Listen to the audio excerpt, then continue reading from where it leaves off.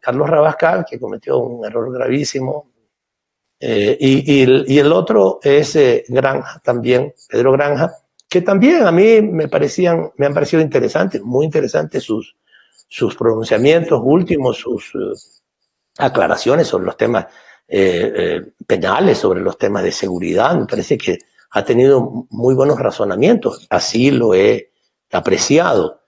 Ahora he visto que dijo cosas muy feas de Rafael Correa, también falsas en tiempos anteriores, pero parecía que se había arrepentido. Pero ahora también comete un error monumental en la política. O sea, dice, vamos a unir a las fuerzas de izquierda.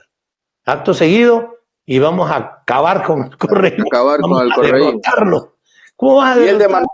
Si quiere, sí, especialmente en Manaví. Ya sabemos cómo Manaví quiere a Correa, a Glass y al correísmo. Y dice, pero vamos a hacer la unidad, pero los vamos a destruir a ustedes. ¿En qué cabeza? Parece que él tiene momentos de lucidez y tiene momentos de oscuridad también, o sea, de confusión mental.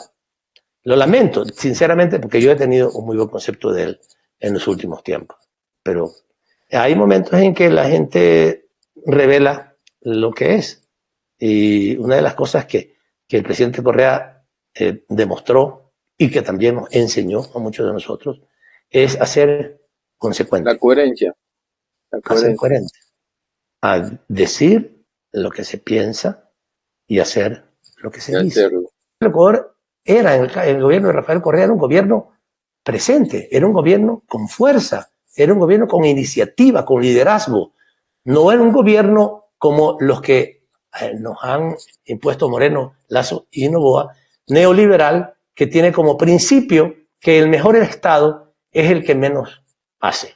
El mejor Estado es el que menos presencia tiene, es el que menos recursos tiene, el que menos apoyo da y que construye una cosa así, algo como una ley de la selva en nuestros países. No, nosotros creemos que el Estado tiene que ser un Estado fuerte, un Estado que defienda a la gente particularmente, que no se encargue de producir todo, ¿no? Nunca hemos sido un gobierno estatista, que tenemos que encargarnos de producir, como dice Correa, dice, de producir corbatas, de producir camisas, de producir pantalones, de producir licor. No, eso no debe ser el Estado, eso que lo haga la empresa privada. Nosotros tenemos que vigilar que lo haga bien, que lo haga con justicia, con cuidado del ambiental, respetando y pagando sus impuestos. Eso lo debe hacer el sector privado.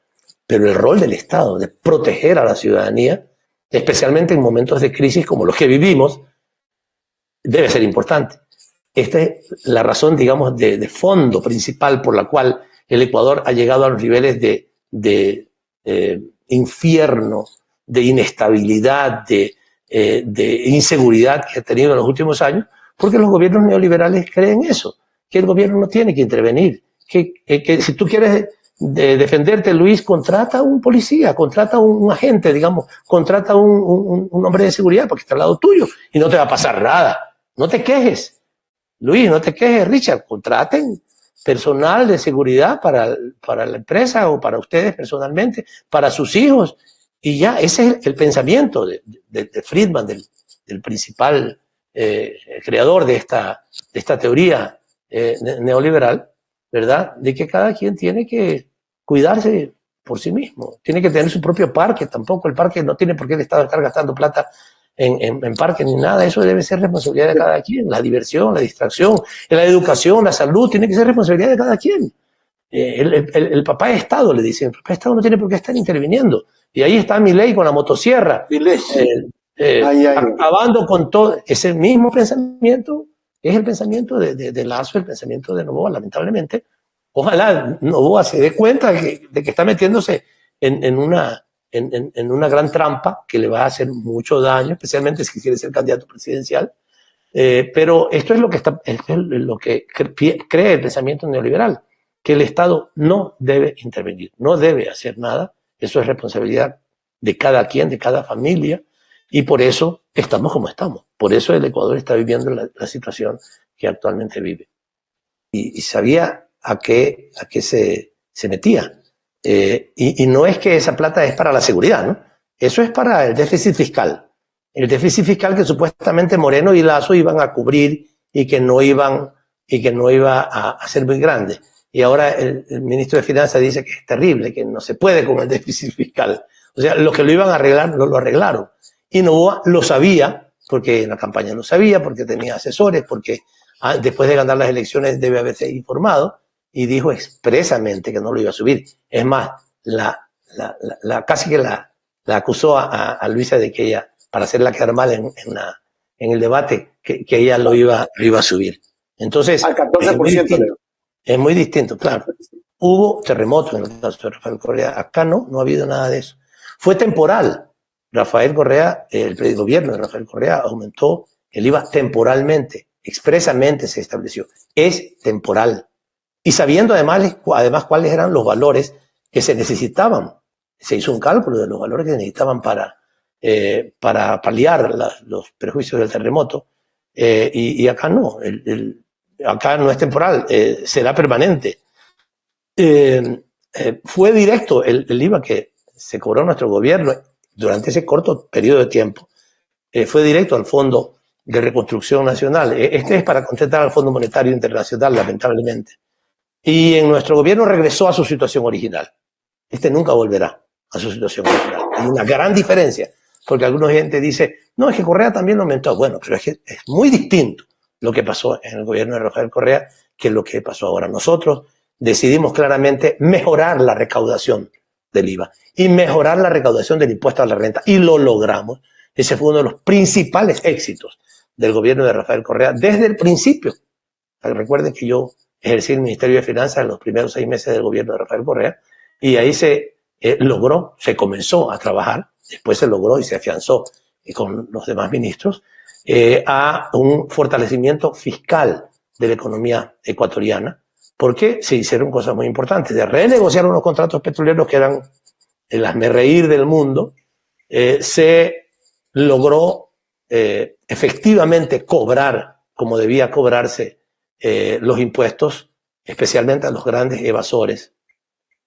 Y también se hizo una importante reforma institucional en las finanzas públicas para que no hubiera tantos fideicomisos que obligaban al Estado a cada vez que venía diciembre a endeudarse otra vez. Y también se hizo un importante manejo de la deuda pública, que significó un ahorro de 8.000 millones de dólares a valor presente para el Ecuador, de tal manera que todo eso permitió mejorar la caja fiscal en nuestro gobierno. Y lo del IVA, siendo un tema que, digamos, nos tomó desprevenidos, porque nadie puede prevenir un terremoto, se tomó la decisión, se planteó la decisión de aumentar el IVA temporalmente, sabiendo los valores que significaban y volviéndolo a su nivel original.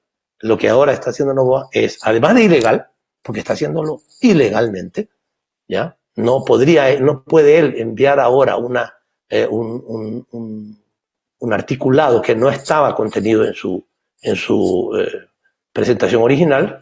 Lo está haciendo ilegalmente, pero más que nos preocupe que sea ilegalmente, que ya es grave, es el daño que le hace a los ecuatorianos, porque especialmente para los más pobres tiene el mismo impacto que para los más ricos, ¿ya? Supuestamente, porque es el mismo porcentaje.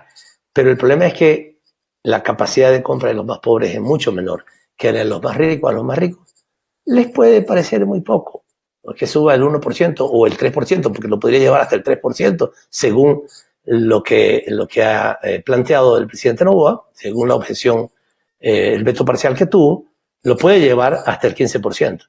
A una persona rica eso podría no afectarle mucho, a una persona pobre sí le afecta